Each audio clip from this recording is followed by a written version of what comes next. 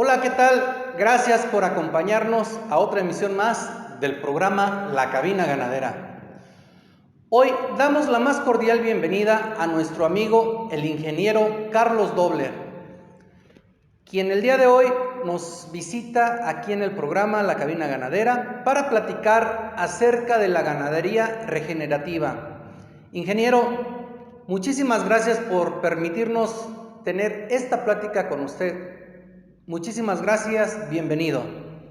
Al contrario, Noel, te agradezco muchísimo la oportunidad de compartir contigo, con toda tu audiencia, esta grata experiencia, un sistema, pues no es nuevo, pero es un sistema, una buena opción, una buena alternativa para producir ganado, sobre todo en esta vocación particular que tiene el estado de Querétaro, donde la ganadería pues es una de las actividades primordiales en el sector primario.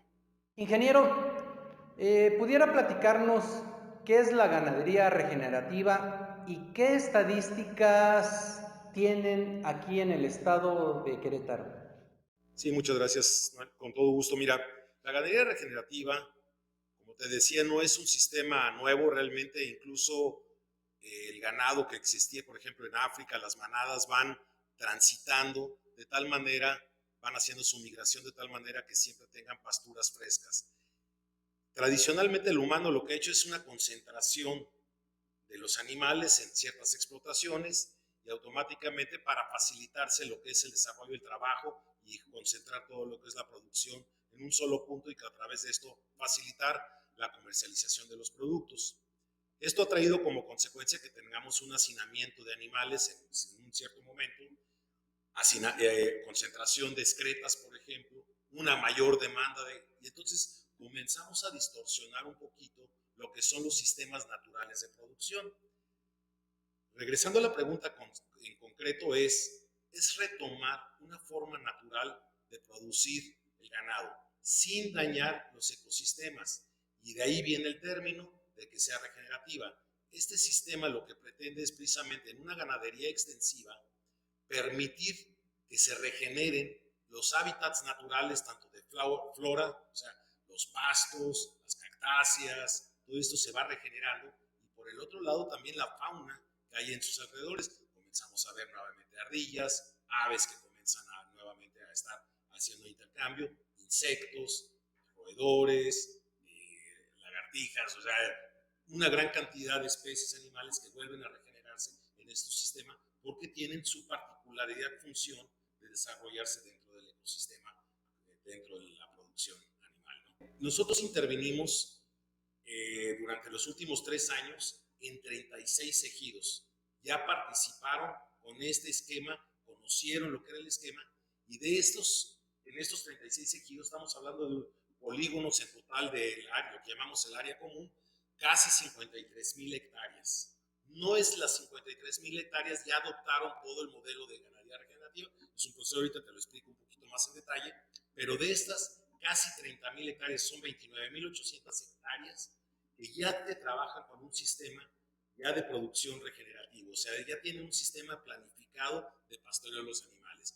Estos son prácticamente 9,835 animales más o menos y aproximadamente 1,319 productores ya involucrados en esta estrategia, por lo menos ya la conocen, ¿no? Y la verdad nos da mucho, estamos muy contentos y muy orgullosos de nuestros productores, porque a diferencia de lo que se logra en muchos otros estados de la República, sobre todo en el norte y en el occidente del país, casi siempre se hacen ranchos particulares. Aquí la peculiaridad que tenemos en Querétaro es, como te les decía yo, son 36 ejidos. La intervención ha sido únicamente en unidades ejidales, 36 ejidos que han adoptado este modelo de producción. Ingeniero, ¿puede platicarnos cuáles son los principios de la ganadería regenerativa? Qué buena pregunta me haces, porque hay que entenderlo, no, como te digo, no es algo nuevo, sin embargo es algo muy importante que se entienda con mucha claridad. Lo primero que tenemos que tener es el soporte sobre el cual quieres poner una estrategia de producción. Y este soporte lo vemos como una forma de un triángulo en el cual, por un lado, tienes pues, que sea sustentable, o sea, que sea amigable con el medio ambiente. Por el otro lado, algo que no podemos hacer a un lado es tiene que tener una característica social. Otra de las esquinas del triángulo es que tiene que cumplir con ciertos beneficios sociales, porque a final de cuentas la gente es la que lo va a hacer que funcione es la gente, entonces tiene que tener esta característica social. Y las dos cosas, tanto la sustentabilidad, o sea, que sea amigable con el medio ambiente y la parte social, no tendrían ningún sentido si no es rentable. O sea, a final de cuentas tenemos que ser muy objetivos y claro en ello. Tiene que generarse utilidades a través de esto. Una vez que tienes ese triángulo que sería la base, prácticamente la plataforma sobre la cual soportas, haz de cuenta que es una mesa sobre este triángulo, formas otro triángulo, que es el desarrollo del biosistema, el biosistema de producción, que aplica para cualquier especie animal, pero en el caso concreto estamos hablando aquí de bovinos o de ovinos, que son los que tradicionalmente se utilizan para este sistema de ganadería regenerativa. Es básicamente uno de los cantos es la alimentación.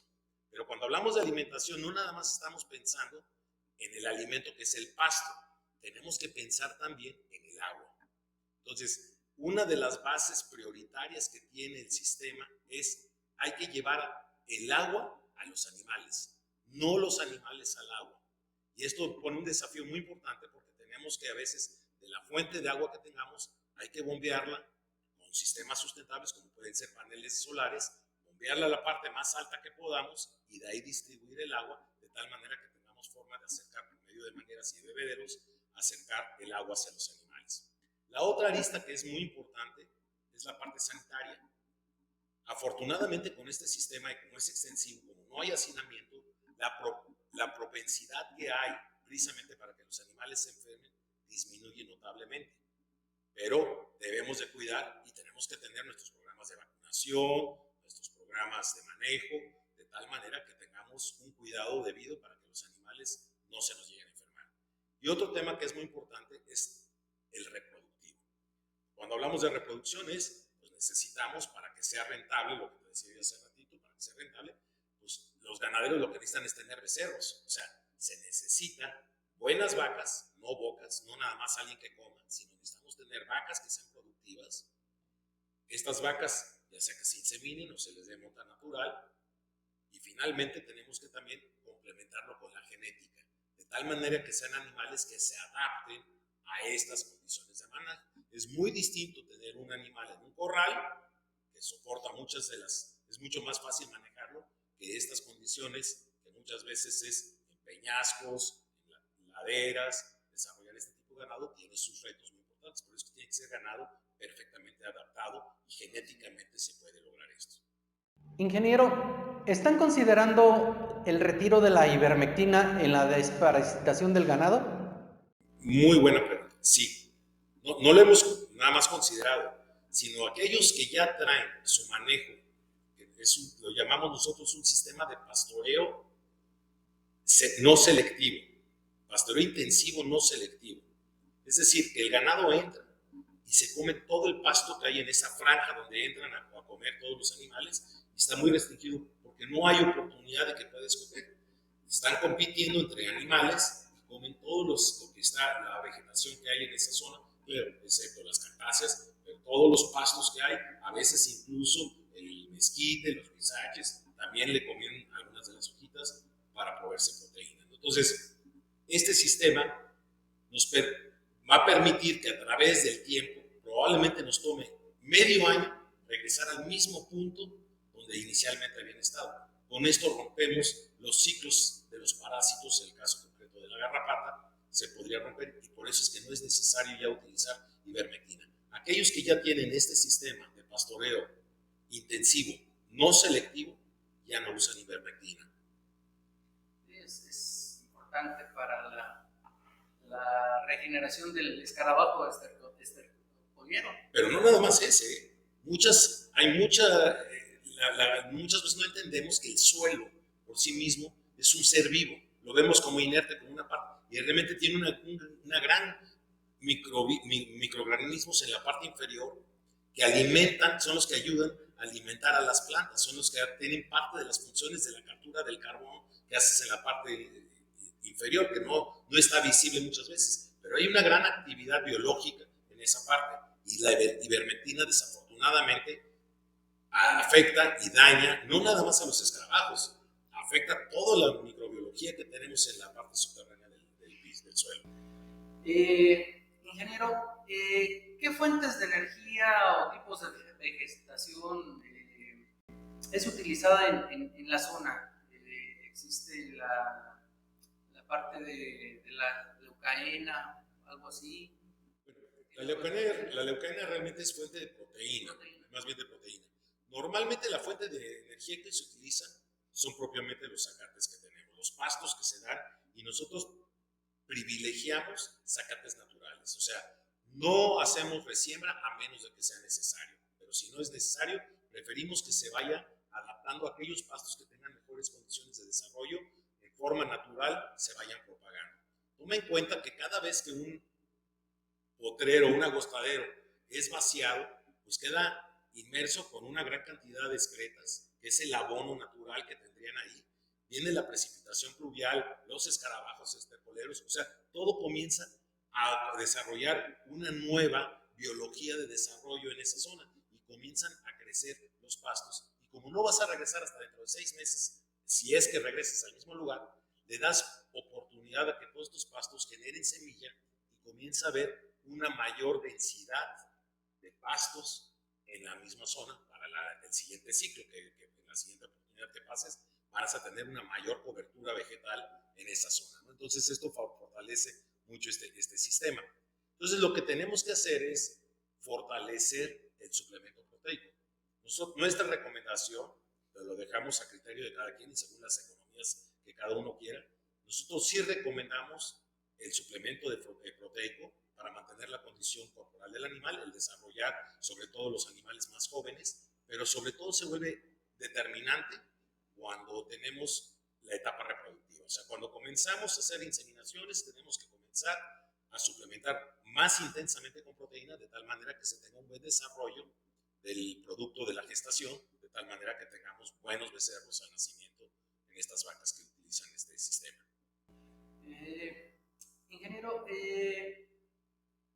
platíquenos sobre, o puede compartirnos algunos tips para nuestros productores que nos ven a través de las redes sociales, que quisieran empezar a establecer este tipo de modelo en las diferentes zonas del país o incluso en algunos otros países que nos ven. Bueno, yo creo que esto requiere hacerse trajes a la medida. O sea, no todos los ejidos, no todos los ranchos tienen exactamente las condiciones. La experiencia que tenemos nosotros, o donde nos hemos centrado prioritariamente, es en esta zona del semidesierto, que tiene características muy particulares, ¿no? Aquí lo que estamos viendo que es muy importante, y como tip que dices que se tiene que tener, es, primero, deben de tener vacas y no bocas. Y esto muchas veces hay que entenderlo muy bien. Hoy en día tradicionalmente utilizamos los índices de Cotecoca para determinar qué carga animal puedes tener por hectárea o cuántas hectáreas necesitas por unidad animal. Nosotros queremos cambiar un poquito esta filosofía, porque lo tienes que supeditar a la cantidad de biomasa que estás generando. Cuando hablamos de biomasa, estoy hablando de los pastos, los mezquites, los huizaches, todo esto que está creciendo y que puede ser potencialmente consumido por el animal, es parte de lo que llamamos la biomasa. En función de la biomasa debes de determinar cuál es la densidad de animal, unidades animal que puedes tener sobre tu potrero, tu agostadero que vas a aprovechar, ¿no? Entonces, lo primero que tenemos es animales que sean ineficientes. O sea, un animal, el objetivo es que finalmente podamos tener una cría por vaca al año. Ese es el objetivo. Muchas veces si vamos a las unidades ejidales nos encontramos que ellos tienen un becerro cada 2 años. Entonces tenemos que ir gradualmente reduciendo esto. ¿De qué sirve tener una vaca que esté comiendo? Y sobre todo en estas épocas donde el estiaje ha estado sumamente severo, hemos tenido muy bajas precipitaciones pluviales, meter ahorita una vaca a un corral te cuesta alrededor entre 50 y 70 pesos diarios estar alimentándola en el corral. Multiplica, si son 180 días, que va a tener que estar en el corral 6 meses, más o menos 180 días, multiplicado, pues prácticamente ya se perdió el valor del becerro, se perdió en la alimentación. Entonces, pues desde luego que no es negocio. En cambio, este sistema lo que pretende es tener la mayor cantidad de días. O sea, Hemos logrado de 180 aumentar a 210, 240, y hay algunas unidades que ya tienen 300 o 365 días de pastoreo. ¿Cuánto te cuesta el pasto que está en el potrero? Nada. Nada más el manejo que le tienes que dar, pero prácticamente no cuesta. Entonces se comienza a volver rentable. Entonces por eso es tan importante que la gente entienda que no eres un buen ganadero por tener muchas vacas. Es buen ganadero aquel que tiene vacas productivas. El otro tema que como tip es fundamental es pensar en el agua, lo que se les decía yo al principio. El agua tiene que ser llevada a los animales. Entonces lo que tenemos que hacer es tener una buena fuente de abastecimiento de agua, llevarla a la parte más alta y por gravedad tener una distribución de tal manera que podamos acercar el agua y evitemos. Uno de los tips fundamentales es una vaca no debe caminar más de 1 kilómetro diario aproximadamente para poder ir a brevar. Si no, automáticamente va a comenzar a perder condición corporal para poder lograr ese objetivo y entonces su fin productivo no se está logrando. Y el otro tip que yo recomendaría mucho es fortalecer mucho el sistema de pastoreo intensivo, no selectivo. Las vacas tradicionalmente, si tú les abras un gran espacio, un potrero amplio, se van a ir a comer aquellos pastos que les saben más ricos. Digo, cualquiera lo haría. El que es el más nutritivo, el más sabroso, es el que se van a comer primero. Si no les das más espacio, van a volver a ese, con el pequeño retoño que tengan, van a volver ahí y se lo van a comer. Hasta que finalmente llega a lo que conocemos como sobrepastoreo. Y entonces, en vez de que tengamos la posibilidad de que se vuelva a regenerar este pasto, se va a perder el pasto, o sea, se comienza a desaparecer. Y entonces los que sobreviven son los pastos que menos quieren las vacas. Y entonces comienzas a deteriorar todo el sistema, ¿no? Entonces, creo que son los 3 elementos que yo diría como fundamentales. No preocuparse tanto por la genética. La genética debe de ser aquel animal que mejor se adapte. No, muchas veces los programas de gobierno que dan precisamente este apoyo a sementales, yo no digo que estén mal, pero no es la prioridad. Lo que pasa es que muchas veces es más fácil distribuir ganado, doy un semental para X cantidad de productores, en vez de darles el alimento que requieren para suplementar al ganado, que realmente esa es una parte que sí tendría un impacto productivo mucho más importante, ¿no? Entonces, la genética sí es importante, pero no es el factor que debería determinar. Lo más importante es primero tener calidad y cantidad de pasto antes de pensar en hacer una mejora genética. Ingeniero, ¿puede platicarnos sobre la planificación holística que hacen las unidades de producción que adoptan este modelo? Sí, mira, como te decía yo hace ratito, lo primero que tienes que determinar es qué es la densidad, o sea, cuántos animales puedes mantener en función de la biomasa que se está generando.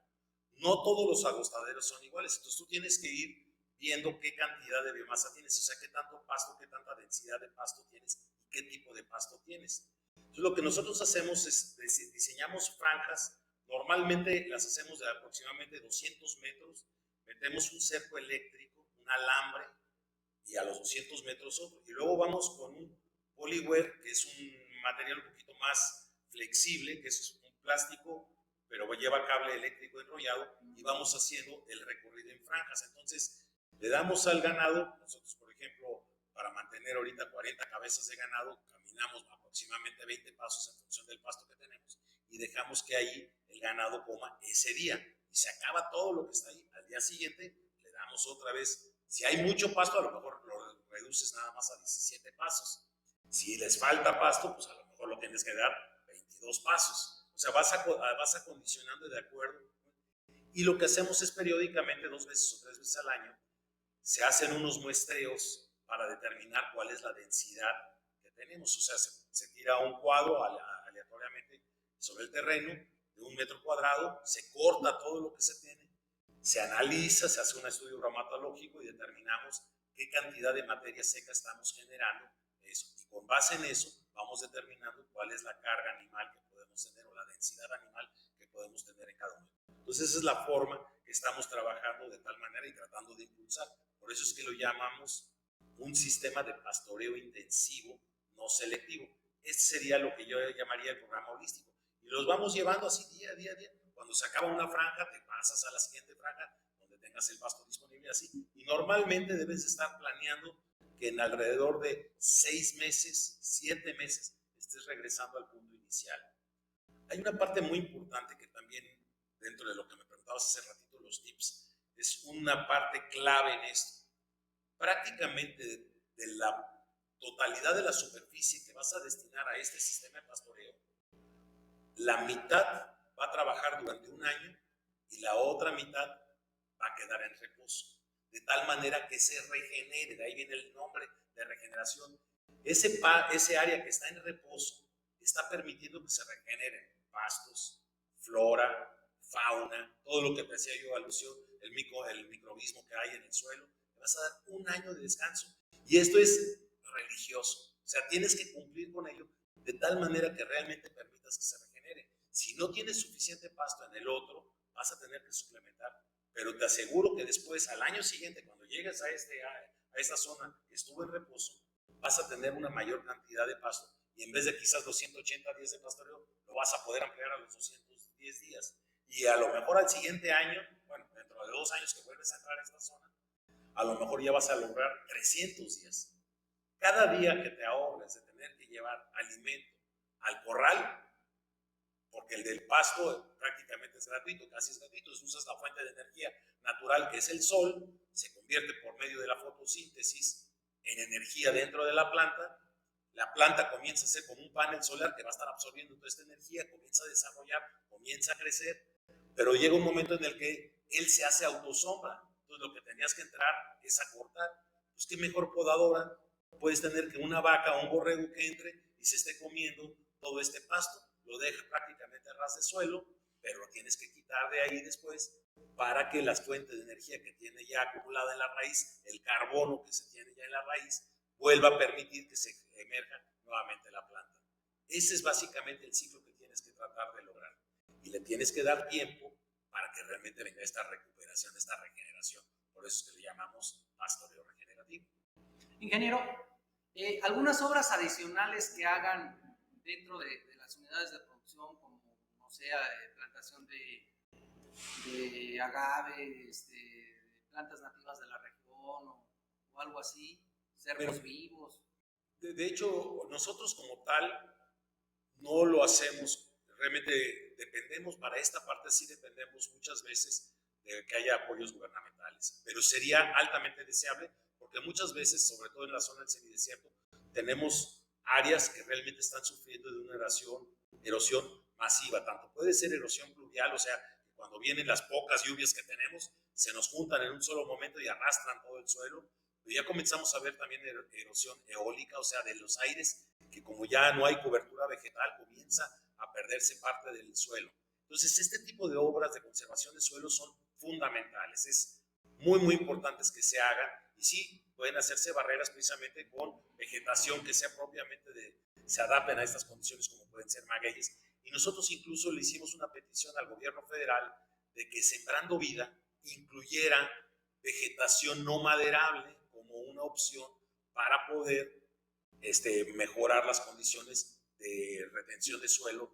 Y a la misma vez el otro tema que es fundamental es el agua. Necesitamos que bordos que se hicieron hace muchos años se estén desasolvando.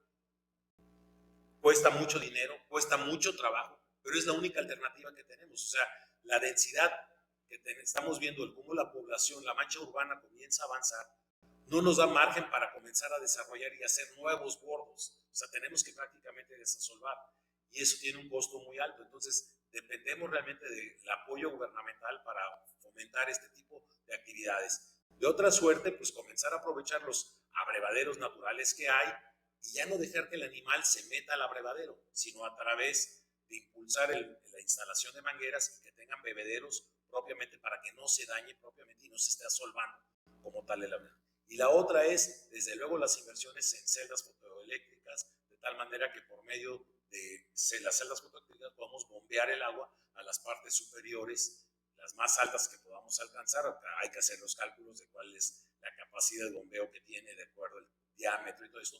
Pero todo esto son tecnologías que están totalmente factibles. Instalas en la parte alta el tanque de agua y a través de la gravedad, con sistemas de manguera y bebederos, provees el agua a los animales. Creo que son las herramientas que se deben de utilizar precisamente para lograr que sea exitoso esta ganadería regenerativa.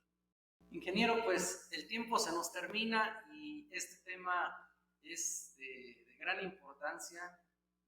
Pues ojalá podamos tener otra plática más adelante con usted y ver nuevamente los resultados que tenemos aquí en los diferentes ejidos del estado de Querétaro. Agradecemos mucho la presencia, ingeniero. Muchísimas gracias. Y pues también enviamos un cordial saludo a todas las personas, los productores que nos ven a través de este programa. Leemos sus mensajes de diferentes partes de la República, incluso de otros países también. Saludos a Colombia, Argentina, Chile, Venezuela. Muchas gracias por sus comentarios y pues les enviamos un fuerte abrazo. Yo te agradezco muchísimo la oportunidad de compartir. Se ha vuelto para mí una pasión mi nueva actividad, realmente me ha gustado mucho.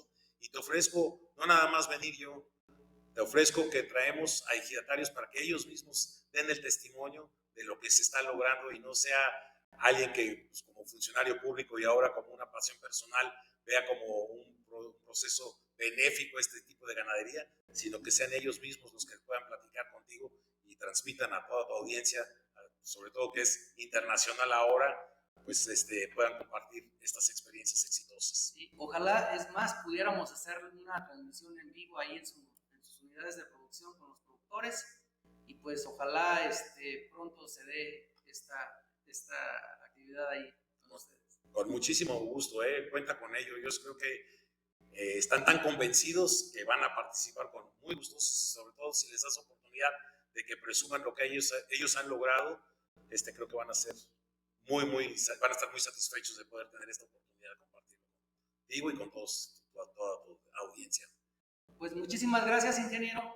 Le aceptamos la palabra y pues ahí estamos pendientes, primeramente Dios, en otro programa. Muchísimas gracias y cuenta con ello. Muchas gracias. En un tiempo se llamó Corral Blanco, pero eso ya es historia, ya muy poco se acuerda, porque ahora ya es uno de los grandes y en la ganadería no tiene competencia. Con qué gusto te canto, Ezequiel Montes, le canto con el alma a toda tu grandeza, porque tienes puros hombres cabales y todas tus mujeres son de una real belleza.